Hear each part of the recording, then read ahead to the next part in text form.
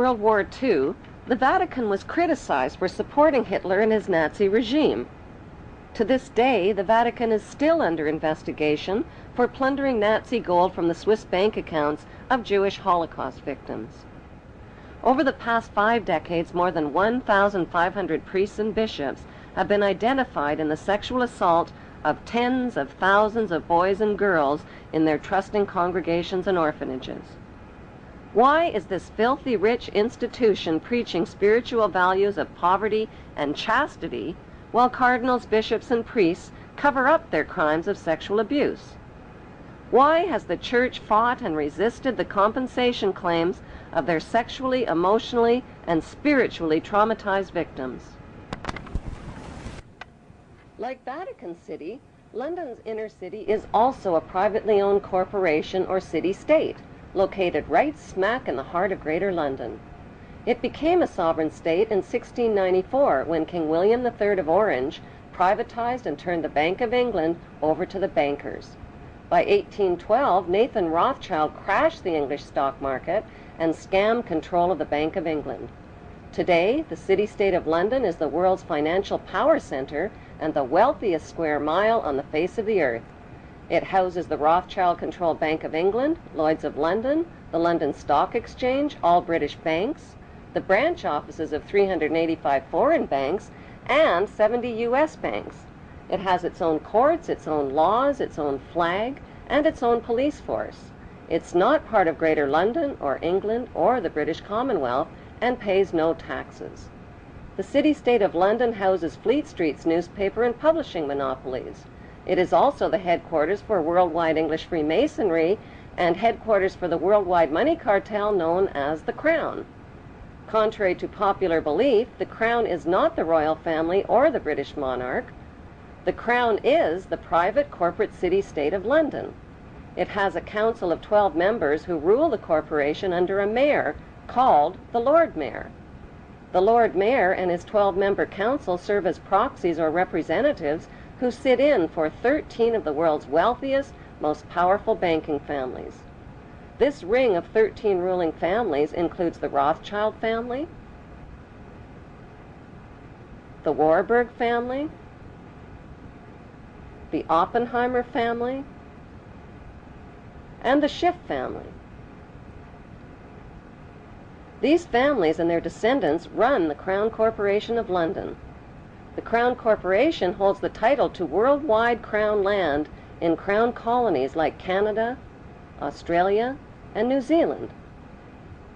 The British Parliament and the British Prime Minister serve as a public front for the hidden power of these ruling Crown families.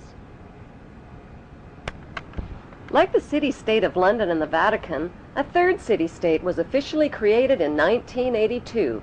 That city-state is called the District of Columbia and is located on 10 square miles of land in the heart of Washington. The District of Columbia flies its own flag and has its own independent constitution. Although geographically separate, the city-states of London, the Vatican, and the District of Columbia are one interlocking empire called Empire of the City.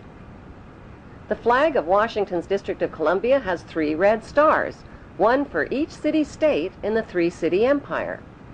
This corporate empire of 3 city-states controls the world economically through London's inner city, militarily through the District of Columbia, and spiritually through the Vatican. The Constitution for the District of Columbia operates under a tyrannical Roman law known as Lex Fori, which bears no resemblance to the U.S. Constitution. When Congress passed the Act of 1871, it created a separate corporate government for the District of Columbia. This treasonous act allowed the District of Columbia to operate as a corporation outside the original Constitution of the United States and outside of the best interests of American citizens.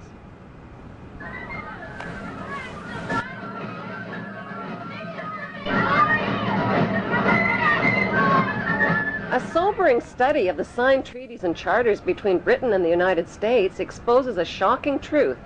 The United States has always been, and still is, a British Crown colony. King James I was famous not for just changing the Bible into the King James Version, but for signing the First Charter of Virginia in 1606. That charter granted America's British forefathers a license to settle and colonize America. The charter also guaranteed that future kings and queens of England would have sovereign authority over all the citizens and colonized land in America stolen from the Indians. After America declared its independence from Great Britain, the Treaty of 1783 was signed. That treaty specifically identifies the King of England as the Prince of the United States and contradicts the belief that America won the War of Independence. Although King George III of England gave up most of his claims over his American colonies, he kept his right to continue receiving payment for his business venture of colonizing America. If America had really won the War of Independence, they would never have agreed to pay debts and reparations to the King of England. When Congress passed the 13th Amendment to the Constitution, the U.S. President was made subservient to the King of England. The 13th Amendment is called the Title of Nobility Amendment and forbids U.S. presidents and their officials from using royal titles like king or prince or baron. For some mysterious reason, the 13th Amendment, which was ratified in 1810, no longer appears on current copies of the Constitution. America's blood-soaked War of Independence against the British bankrupted America and turned its citizens into permanent debt slaves of the king. In the War of 1812, the British torched and burned to the ground the White House and all U.S. government buildings and destroyed ratification records of the U.S. Constitution. 1 century later, a corrupt U.S. Congress committed the biggest theft in world history. They passed Paul Warburg's Federal Reserve Act in 1913, handing over America's gold and silver reserves and total control of America's economy to the Rothschild banksters. Most Americans still believe that the Fed or Federal Reserve is the government. It is not. The Fed is a privately owned banking system whose majority Class A shareholders are the Rothschilds, Warburgs, Kuhn and Loeb, J.P. Morgan, Rockefeller, Israel Seif, and the Lehman Brothers. This private banking cartel is the Fed and is never audited and never pays taxes. They print and design America's money, which displays their symbols of an Egyptian pyramid, a Masonic all-seeing eye, and the words "In God We Trust." Who exactly is the God they trust? They also collect American taxpayers' money through the IRS. Then they loan it back again with interest to pay for roads, bridges, and other public works.